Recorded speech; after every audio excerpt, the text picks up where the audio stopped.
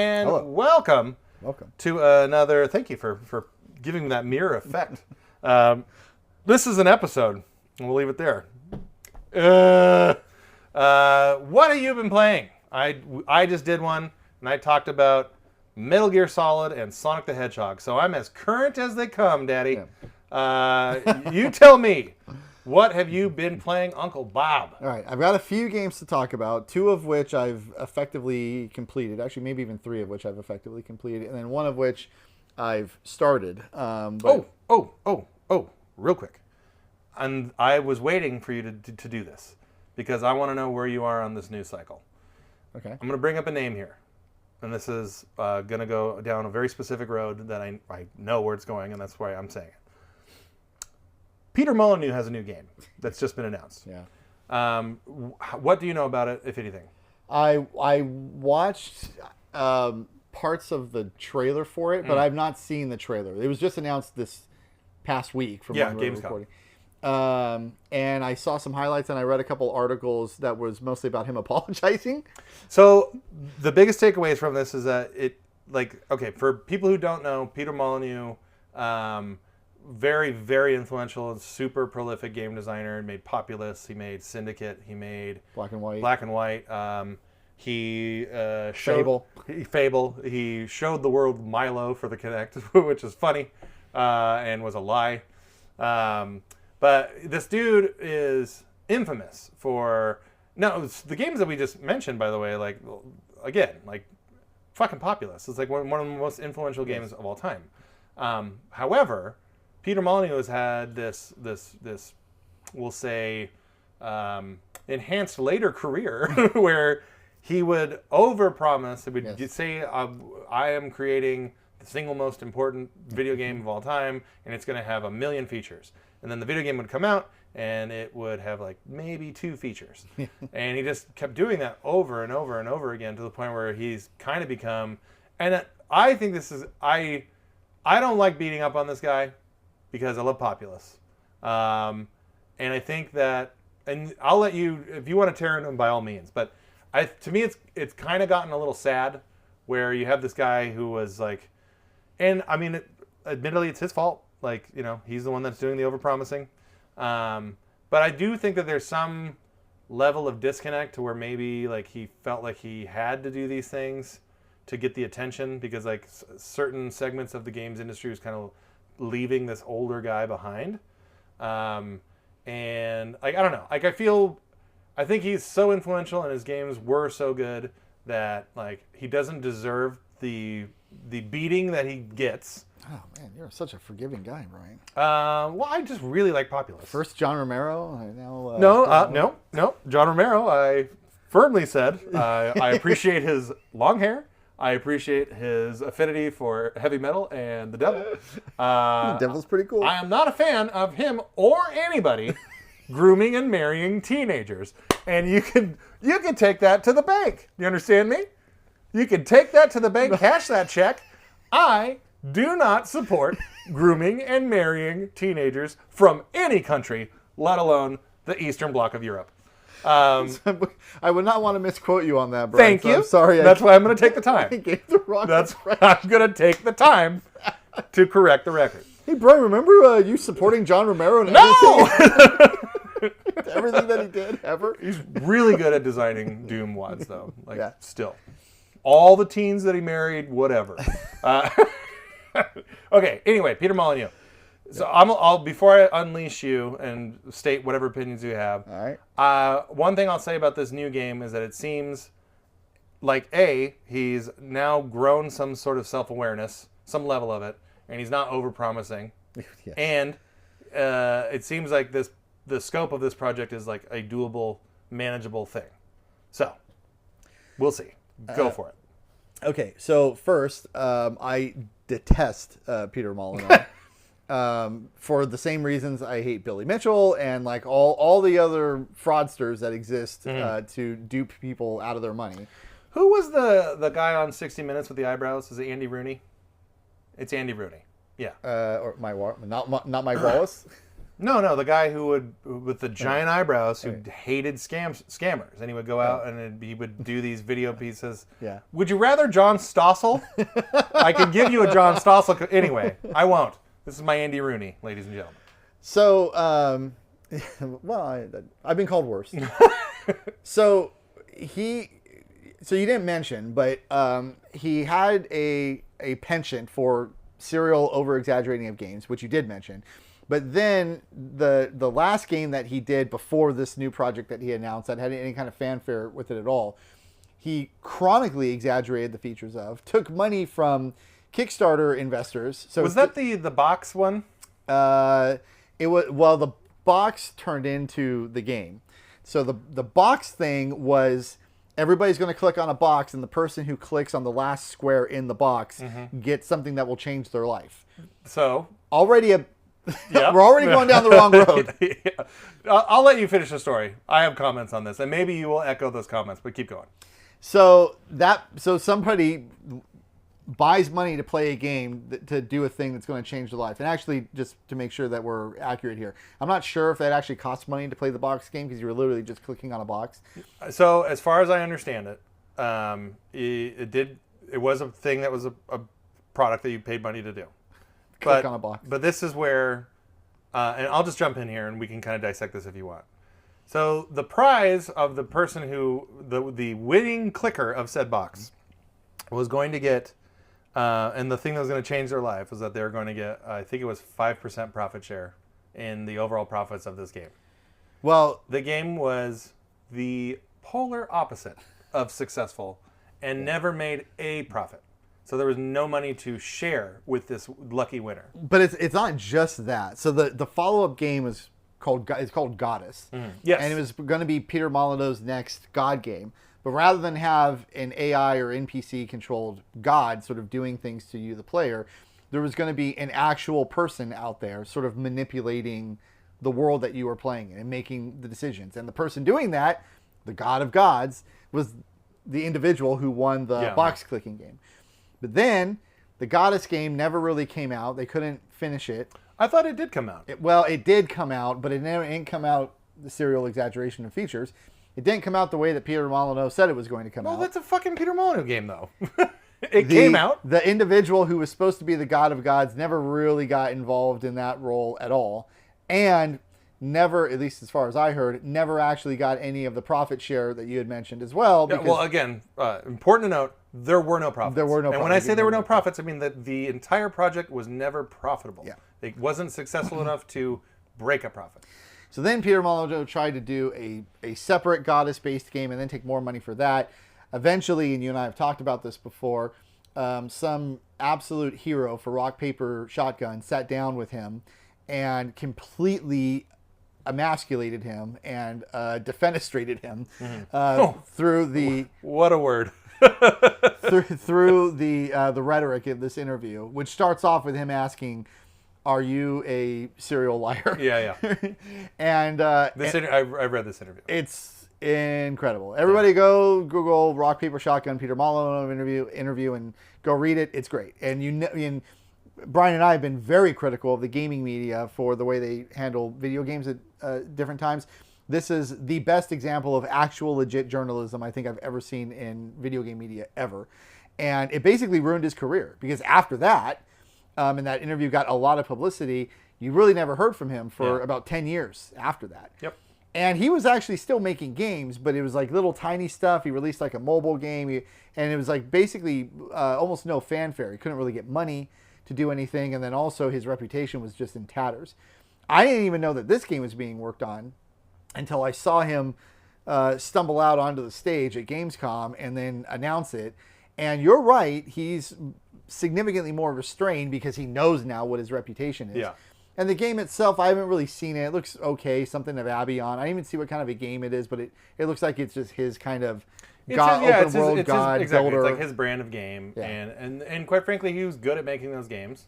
So I will reserve judgment because nothing is really known about this thing. Yeah. Other than the fact that he's gone and said I will maybe calm down the the extended, drumming up of features and whatnot. And he did, and this was I actually, so as harsh as I've been on him, I have a shred of sympathy, which is this.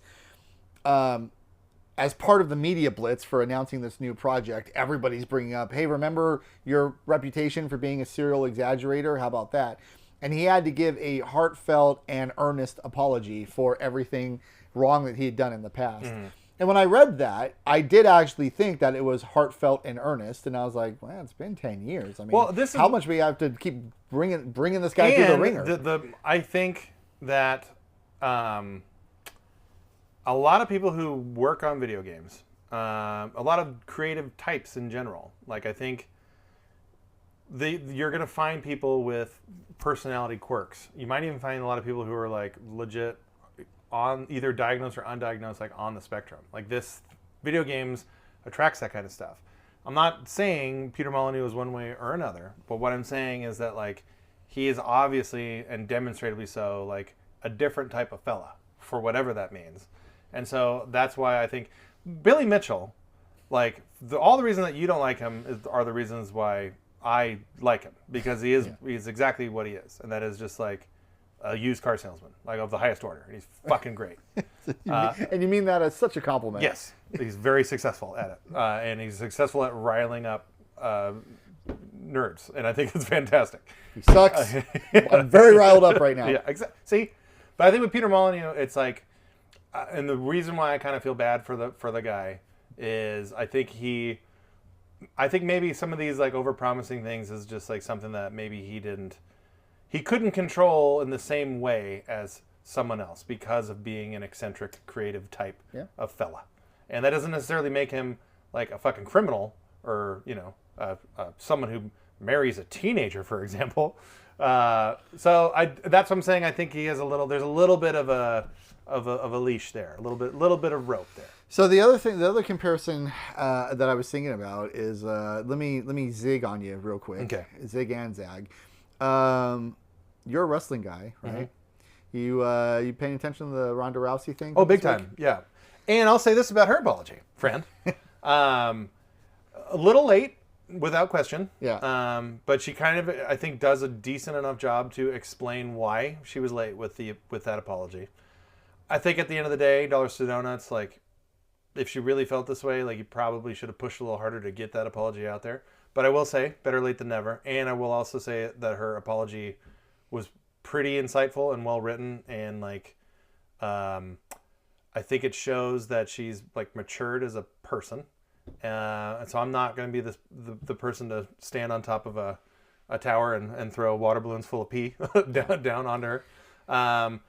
And I honestly, like, I would love to people who do shit that would warrant an apology like that. And make no mistake, she is definitely a person who should have apologized for the fucking shit that she said about it. If you don't know what we're talking about, she was a Sandy Hook truther.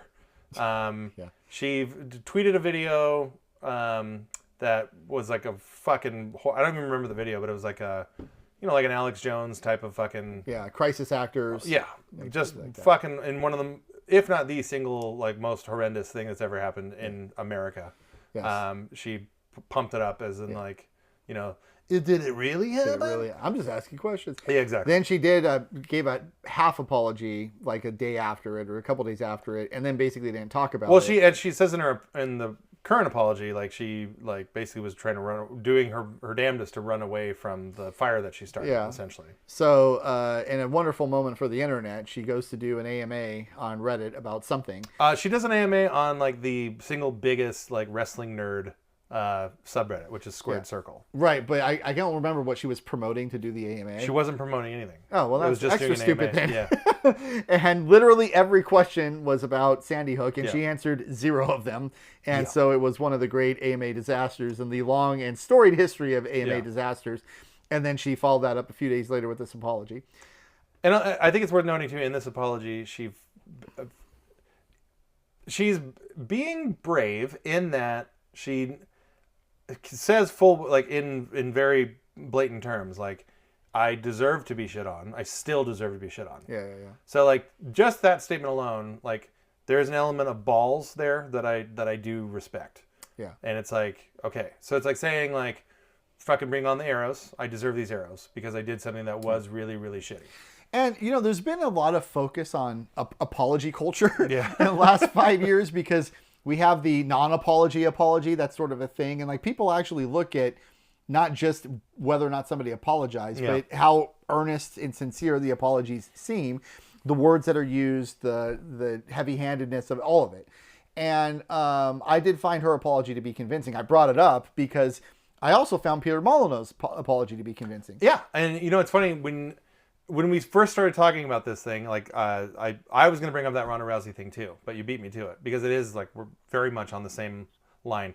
Very different ingredients here, though. To be clear, Peter Molyneux just said like, "Yo, Fable is going to be like you were going to fucking like you're going to make a best friend for life in Fable," whereas like what Ronda Rousey did was like promote like horror. so there is a big difference there. So.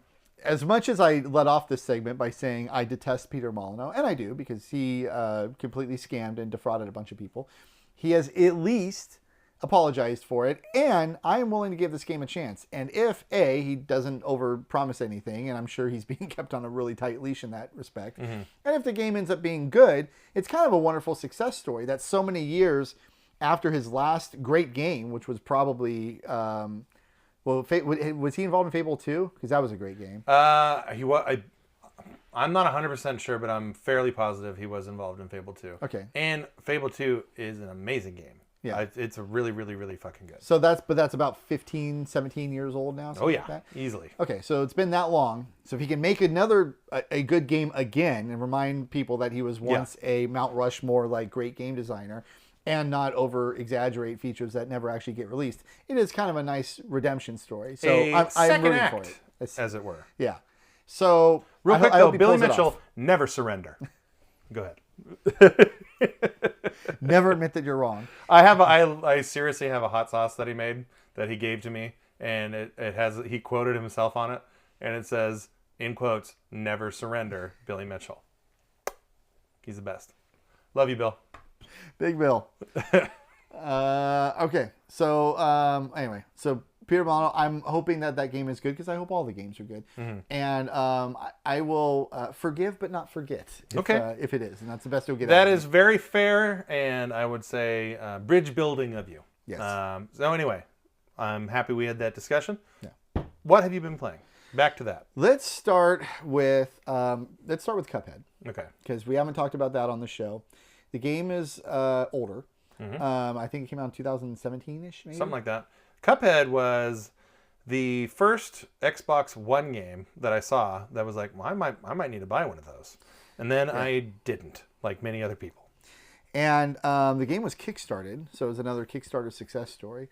And did I tell you my former boss, I'll just name drop him because it's for a positive reason, Glenn Gregory. He actually has a... Is that One Earring, yes, Glenn? Yeah, One Earring Glenn. He sucks. Yeah. Go ahead. Okay. He was special thanks as in that game, and I emailed him about it to be like, hey, man, I saw you in the credits for Cuphead. And according to him, anyway, he was part of the early vetting process to get Microsoft to put some of its money into the development of the game. Mm-hmm. So... he doesn't suck for bringing Cuphead to the masses. He sucks because he said, and I quote, Robby, your friends are so Elsinore. You fucking damn right we are. And you better watch it around us because we know how to fight and survive. And back to you. What year did he tell you that, Brian? It was all of 20 years ago. And I will never forget. This fucking guy with his tucked in button down shirt and jeans, high-waisted with a fucking 2-inch belt, wearing a shitty bomber with a single tiny little stud earring and his fucking baseball coach goatee, had the audacity to say anything at all negative about us. Me and the prince? Me and the fucking prince? You want to go, champ? I'm out of here. I don't give a shit that you worked on Choke, buddy. I'll show you Choke.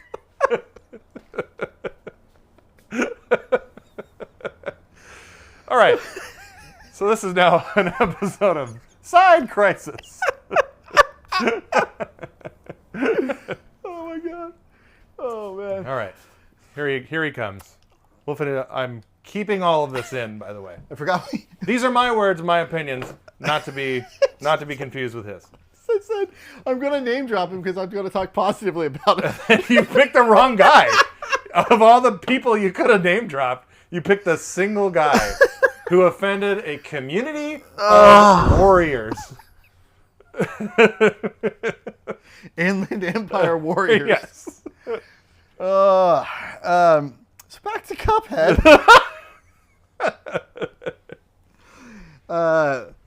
Game's really fun.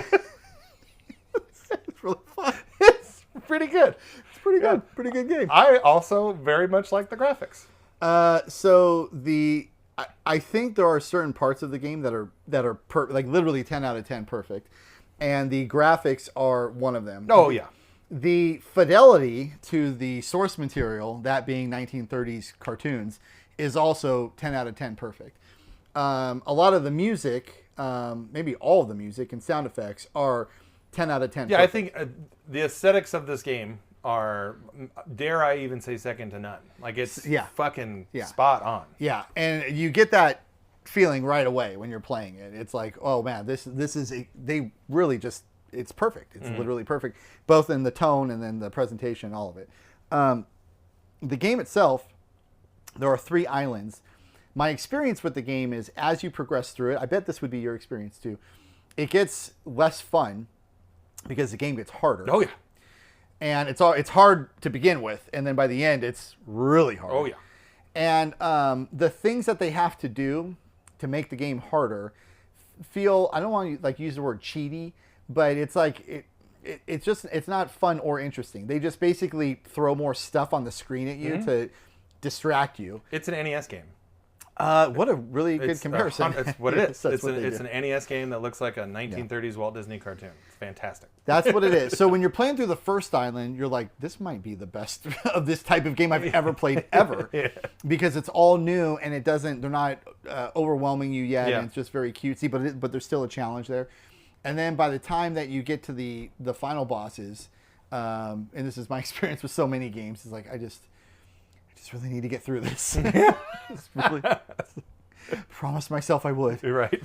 So anyway, played through it, beat it, played through the DLC. I have not played through the DLC. I finished Cuphead on the Switch, ironically enough.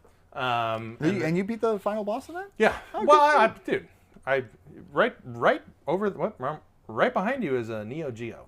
So I've played your share. Played Metal Slug games, and that's what this is. So, but anyway, yeah, it's on my pile of shame. I really want to go back and play for the DLC. Yeah. Oh, no shame, Brian. It's it's just okay. It's fine, but it wasn't. It's consistent with the rest of the game.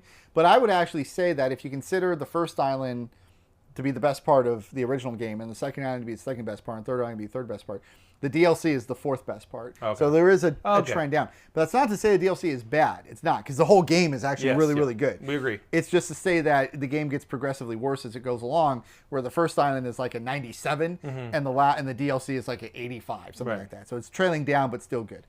So anyway, Cuphead is really good, and I don't know, I really searched desperately to see if the creators of it, who are these two brothers, I guess, if they're making a follow-up or any other games, if they're doing anything, and it doesn't seem like they are. There was a TV show, I guess, about the Cuphead characters. There is, there's like a toy line, like they actually did like kind of branch out and like make it a thing. It didn't live up to, say like your Five Nights at Freddy's of the world, or in terms of like being like this big, expansive, like intellectual property. But they did something. Like they definitely did more than I ever expected them to get out of this thing, for sure.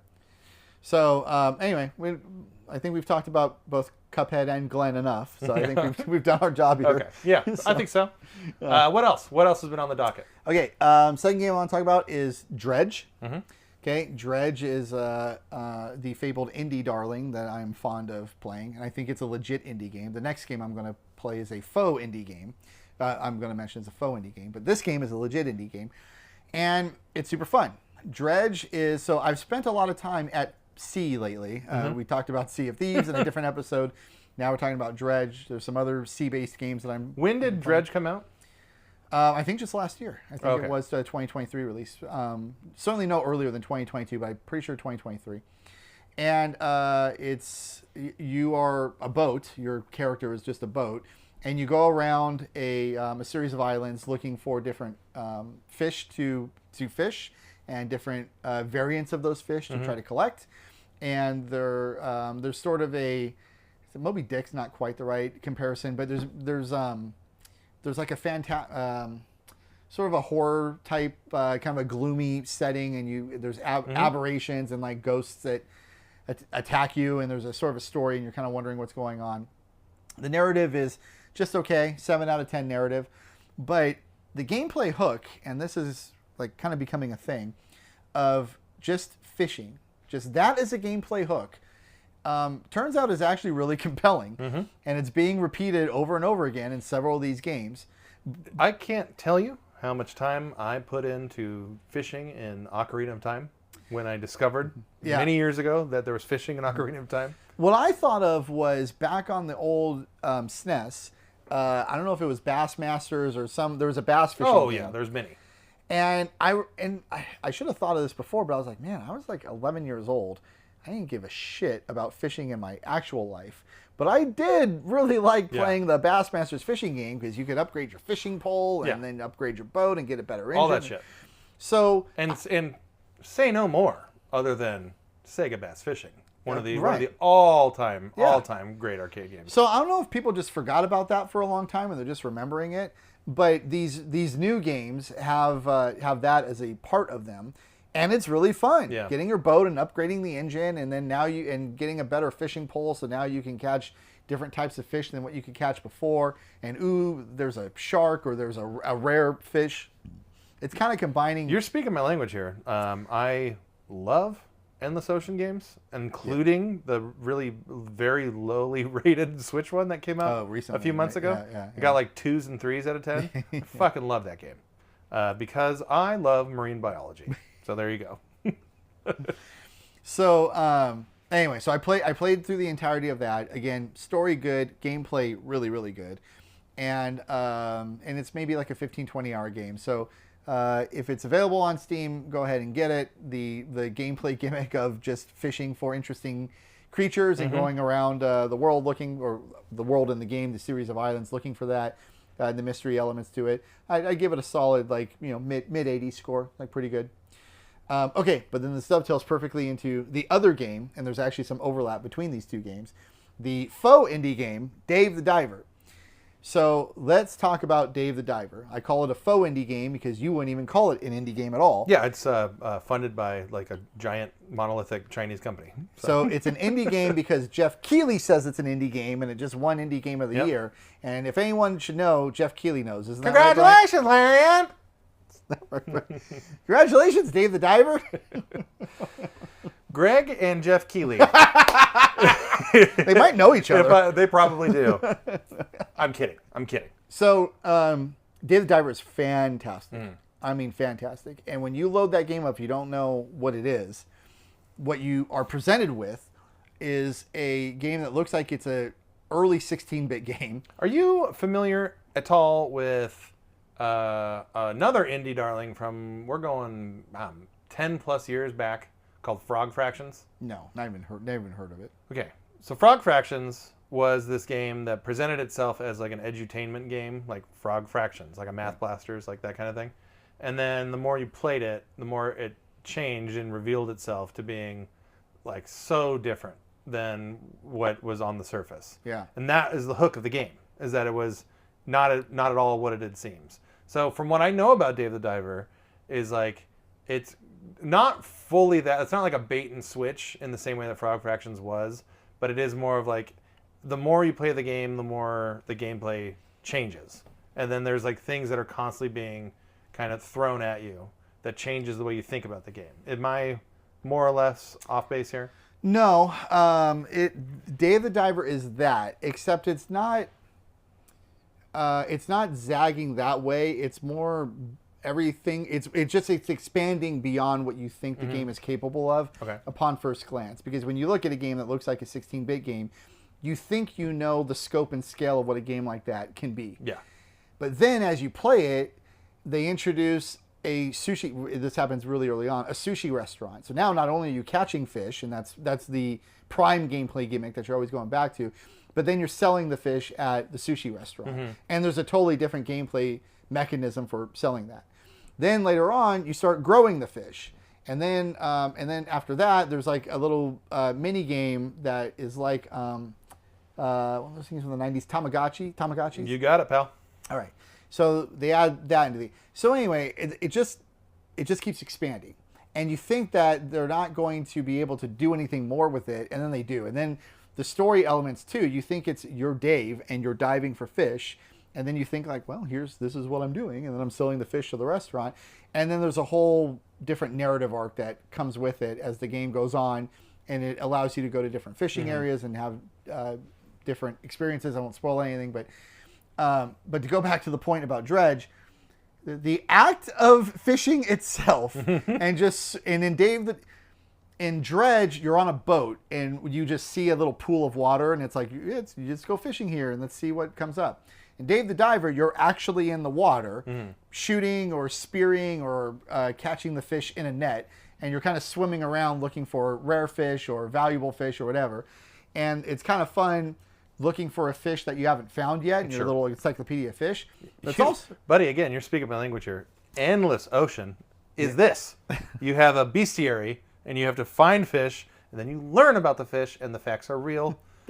There's a megamouth shark in there. There's a goblin shark. All the sharks are there. Oh, yeah. It's fantastic. Yeah, Dave also has those sharks as well. Those exact sharks, and it's fun catching those because they sell really well at your sushi thing. So you get the fun of catching the thing, which is its own sort of dopamine hit. But then once you get all the meat, you go and you do your sushi selling mini game, and then you sell it for a lot of money, and then you can upgrade your boat or whatever else you have.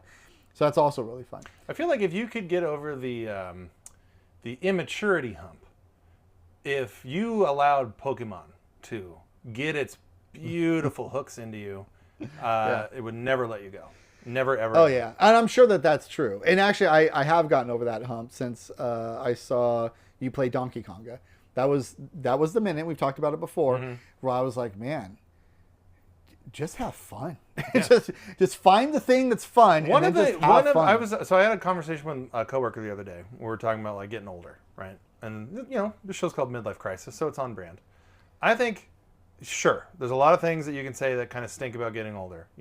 Some of us losing our hair, some of us getting, well, not you, not that guy. It's a beautiful head of hair. Just whatever biological changes that happen as you get older. I think one of the coolest, if not the coolest thing about aging is not giving one solitary fuck about what people think about you and what your interests are. So, like, if I want to go play Magic the Gathering, I'm going to. And if I'm going to go out and literally walk around and play Pokemon Go and get pumped when I catch me a shiny, I'm going to be pumped, and I'm going to let that out publicly. What was the most Brian thing I know of this?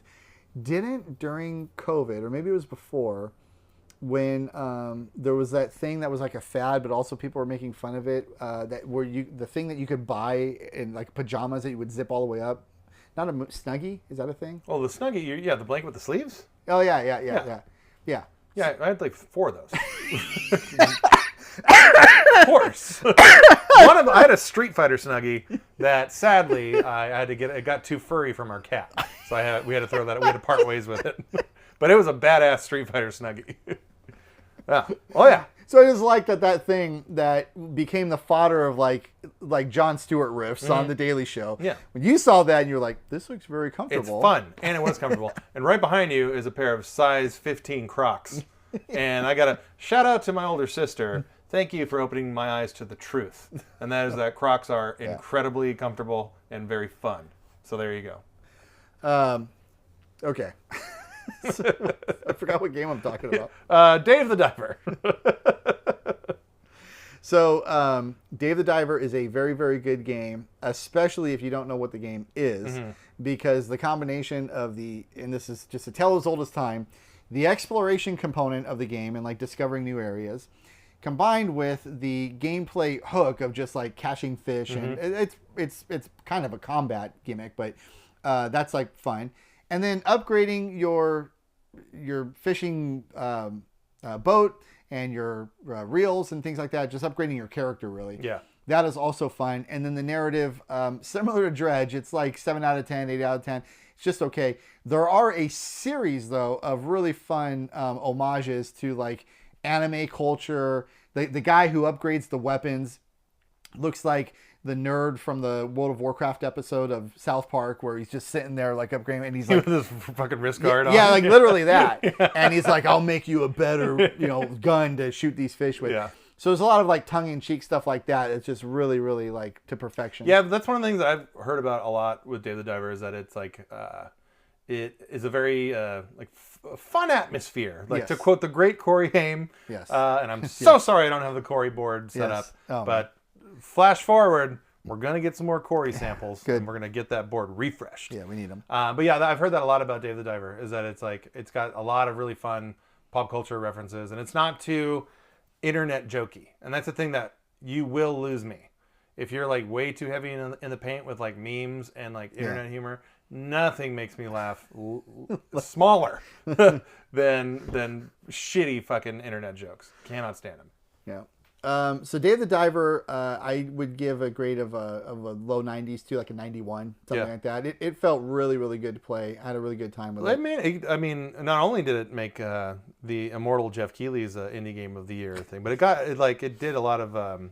It was on a lot of year-end lists last year. So. And so the overlap between these two things, Dave the Diver and Dredge, is that there was some DLC that came out for Dave the Diver that incorporated Dredge into the game, where some of the aberration fish, basically like sort of played deformed fish from the Dredge game, could be found in Dave the Diver, and then you. I love that shit. Yeah, you could catch them and then serve them to. That's like a indie game staple now at this point. I'm playing through Bloodstained, which is the Igarashi like follow up to the Symphony of the Night type Castlevania games, and there's an enemy in that game that is the Shovel Knight. Like he's like a modern looking 3D badass like warrior Shovel Knight, but it's 100% very clearly that this is Shovel Knight. And I haven't played it yet, but there's a DLC for Dead Cells, the famous 2D roguelike, that incorporates Castlevania stuff into it.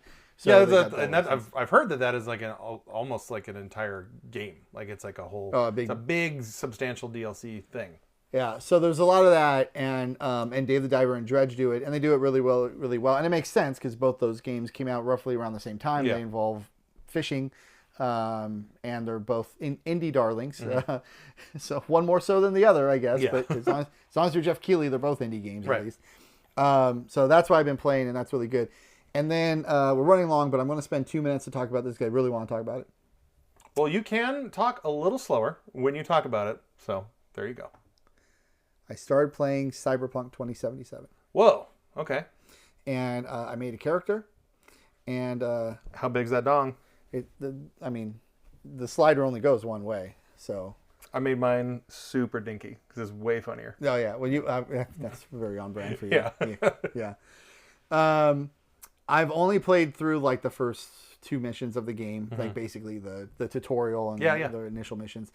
That game has had. This is high praise, but it's the most impressed I've been with the introduction of a game since Mass Effect 2. And probably the second most impressed I've been ever.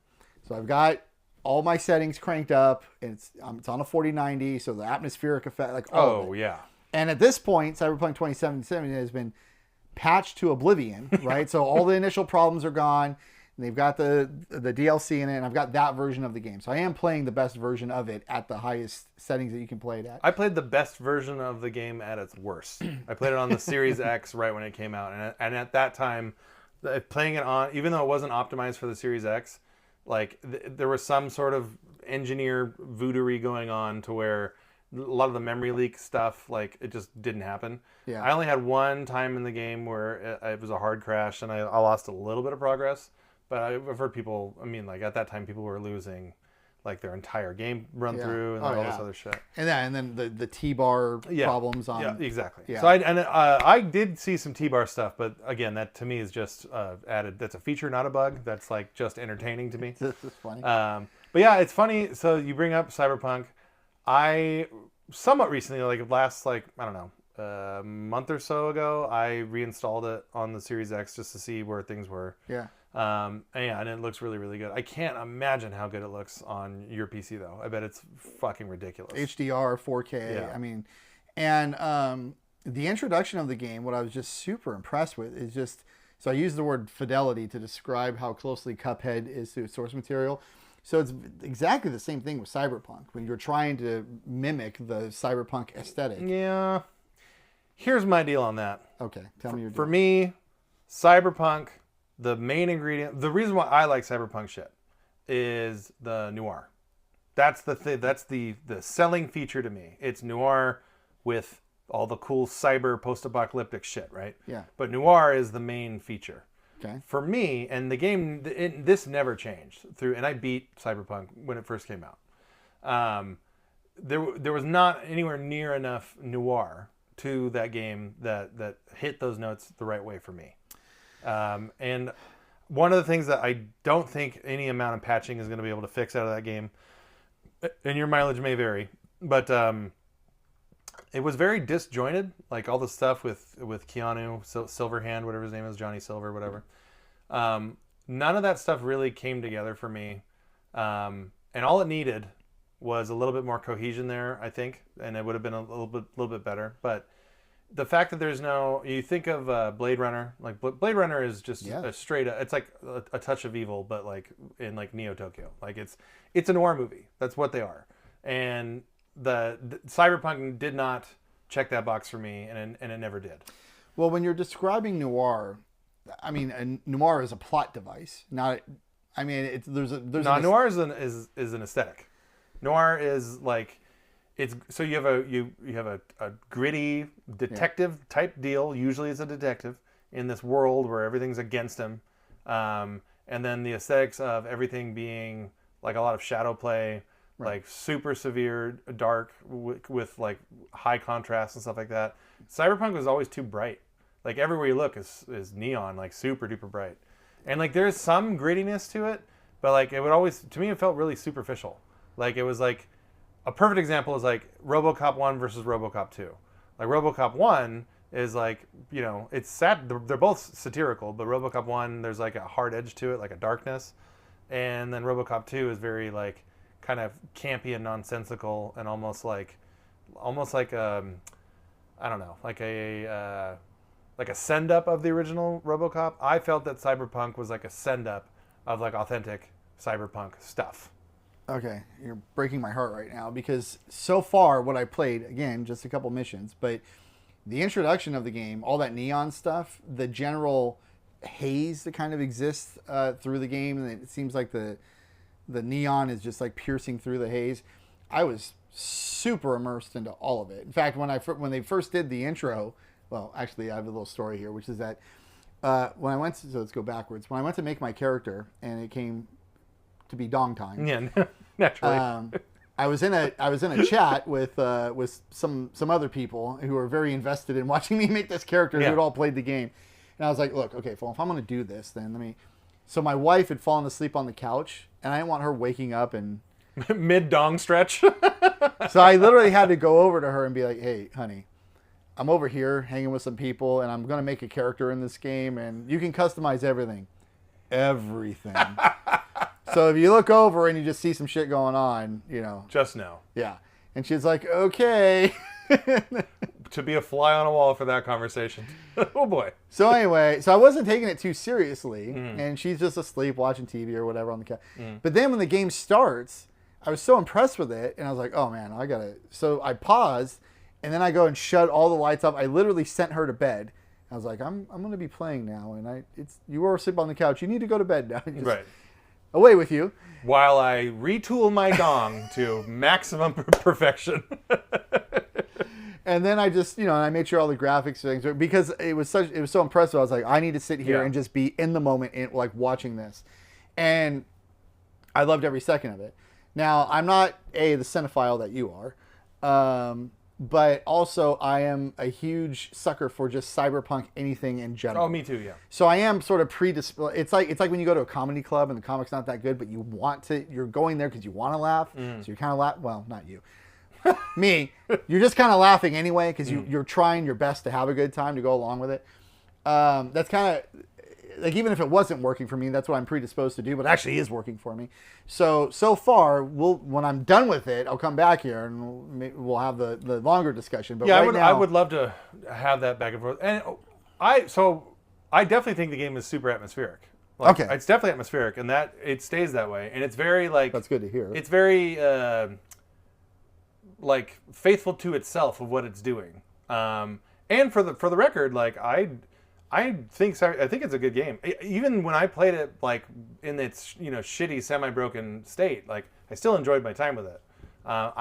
The version that I played, I probably would throw like an 8 out of 10 out of there. The version that you're playing, if it's the exact same game, it just like everything is dialed up and the graphics are insane, like that, I would bump up my score there. But my note is a very specific thing, and it goes back to, if you watch, when's the last time you saw the original Blade Runner?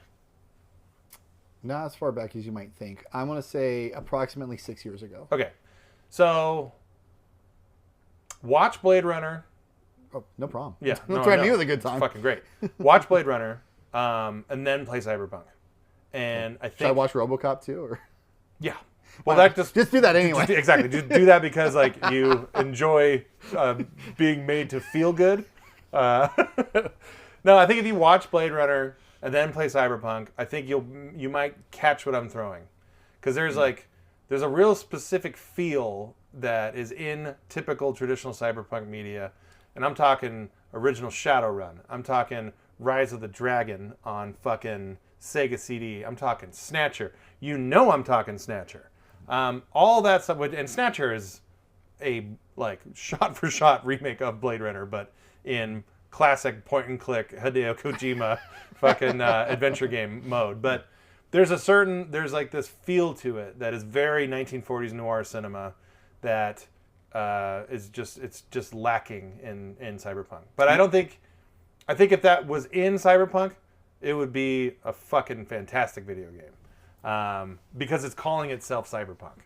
Like, it's like, hey, we're putting all of our cards on the table. Like, we named this thing after the genre. And for it to be lacking in my favorite aspect of the genre, that's where I was just like, God damn it. But anyway. So you think if I watch Blade Runner, I'm going to enjoy Cyberpunk less? I don't think you're going to... Well, maybe you would. I don't think so. I think you would more, like, you would kind of see what it's lacking. Like, in terms of, like, that hard, gritty, fucking film noir, like... I don't want to see that. What? No, for the sake of discussion. That's the task. All right. For the sake of discussion. For the sake of discussion. Or don't. I don't give a shit.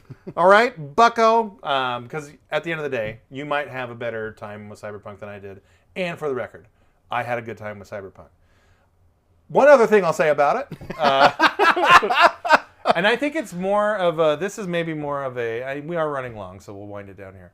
I think this is more of a complaint I have with most Western RPGs, is that there's a certain point where you are doing the same things over and over and over again. There's not a lot of variation. And the end result of those things, in terms of side quests and even like the main quests, it's always like a very, very tiny tweak on a very similar thing. So there's monotony there, and then you end up getting your character so fucking powerful that you just waltz into any scenario and like fart and everything dies. Yeah. And you're like, all right, cool. Drug den of 20 baddies. Yeah. And it's like, well, and that was my problem with like all of the Bethesda RPGs. Like to some degree is the problem I have with the amount of Mass Effect that I have played. I have not completed any of those games. But it was definitely like a thing for me. And maybe that's fixed. I don't think they're going to fix like the diversity of the missions and stuff in patches. Like in fact, I know they haven't, because people still complain about the monotony of the missions and stuff. But maybe that's the thing where they've scaled your upgrading better to where you do feel more like, I guess, more of a slow burn in your progression. More vulnerable, maybe. Yeah, and that would make the gameplay a little bit more fun. For me, like, I got to like, maybe, I think all told, I spent like, I want to say like 50-ish hours in the game before I beat it. But by the time I was like at the halfway point of that, I would anything, literally walk into any scenario and fucking have zero issues with it. Just kill everything. And the build I did was I can't remember the name they use in the game, but like I was able to like punch dudes and like do like psychic push kind of shit. Yeah. And they would just instantly die. Like it was like not even a fucking thing. No like challenge. Neo in the Matrix. Yeah, exactly. Yeah. All right. Well, I'm having a good time, and stay tuned, dear viewers, for the next version of this when I'm actually done with the game. Yeah. Now I'm just done with the beginning of it. Well, very good. That has been what Uncle Bob's been playing. And I think we'll wrap it up here. Like, subscribe, tell your friends. Go join us on Spotify if that's your deal. Leave a 5-star review. Give us comments and suggestions for episodes. That's always helpful.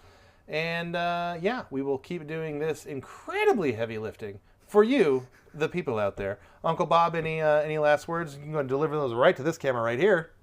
Gentleman's handshake. Ooh, let's do it. Look.